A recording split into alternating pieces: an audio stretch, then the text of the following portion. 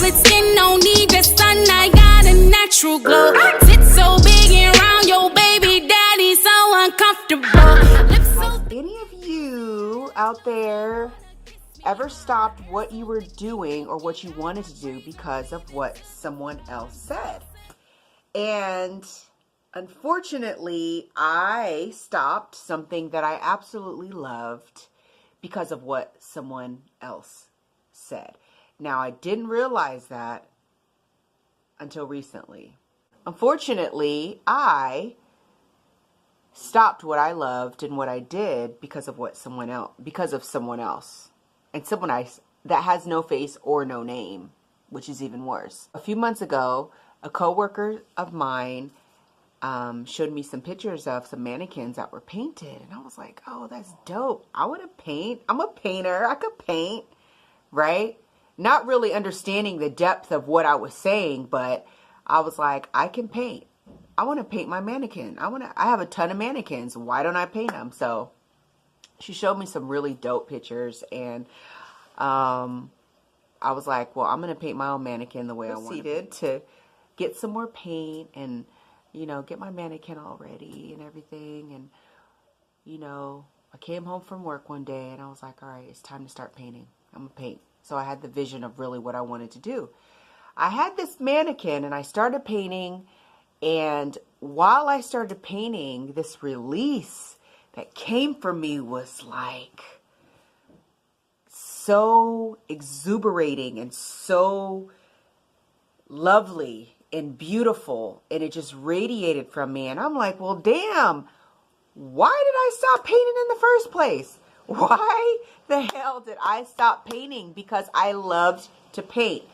I mean, not only did I paint, I was commissioned. People wanted, I was commissioned to paint pictures for people. I sold my art. I was getting more into technique, of how to become a better painter. And why was it that I stopped? I didn't understand. I was about 23 at the time. Why did I stop painting? And I never realized it. And there was some questions that I would ask myself. It was something that was there, so I never continued to pursue it. Well, I had this art show in Peoria, Illinois. I had an art show at this really big coffee shop. And my art, I always deal with souls and what a soul looks like. I had all my little people, or all my people with souls on them, and faces and bodies with souls, and my vision of what a soul is to be. And now, mind you, this is before the internet got to be what it is now. But, you know, when you have an art show, you have your book, and people write their comments of what they feel about your art. And I had a really, really good feedback. I sold some paintings and all that good stuff. But there was this one damn paragraph of saying, like, my art was evil and was demonic. And it was like, oh my God, this person took their time to write all of this horrible things about my art. And I just like, oh my God, that's not even where it's coming from. I'm right. It's love. I'm painting souls. Like, how is that evil? But not realizing that whatever that person saw was their own perception, or it was their mirror's image of whatever they were seeing. So what did their soul look like, honestly, if they're looking at my art and finding something that was not positive? That stuck with me. And it was very, very hurtful, because I put everything that I did into my art.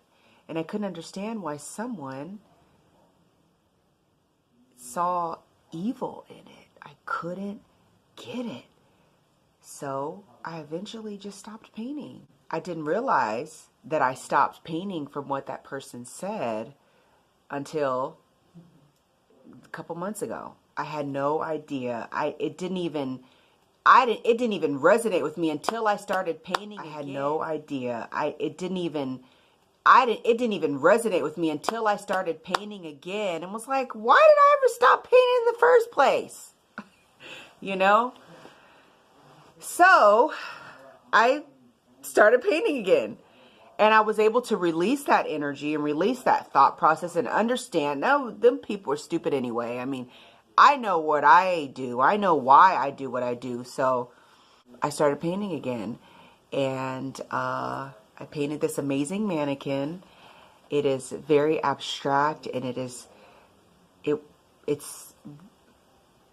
it's basically me, or a portion of what I envision myself to be. I've always been that person to advocate to follow your dreams and to realize that I stopped myself because of what someone else said.